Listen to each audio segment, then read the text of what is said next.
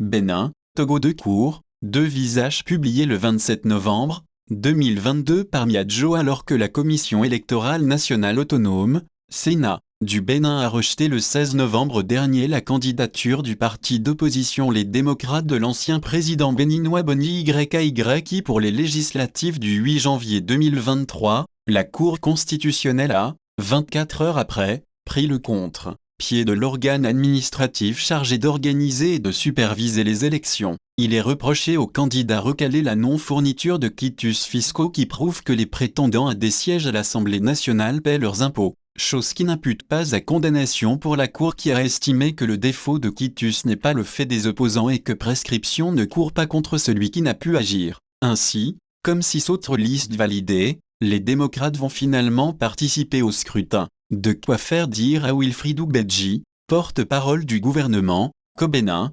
l'opposition qui a toujours vilipendé les institutions peut saisir la Cour constitutionnelle et obtenir gain de cause contre une administration publique. On se prend, à partir de là, à se demander comment diable une Cour constitutionnelle peut prendre une décision autre que celle de la Sénat. Les deux institutions ne sont-elles pas des institutions étatiques qui se doivent de regarder dans la même direction? On a tôt fait de réaliser que les institutions béninoises n'ont rien à voir avec celles togolaises. Et si sous d'autres cieux, les institutions sont fortes et affichent leur indépendance les unes face aux autres, le pays dirigé par les Gnassingbé a du chemin à faire sur ce plan. Mais qui imagine la Cour constitutionnelle togolaise renvoyer à ses chères études la Commission électorale nationale indépendante, CENI? Cette dernière aurait dit non à un parti, la Cour approuverait sans coup férir. Les deux sont sœurs siamoises, en plus piteuses. Les deux institutions ont de toute éternité abondé dans le même sens, contre vent et marée, contre récrimination populaire et protestation des opposants,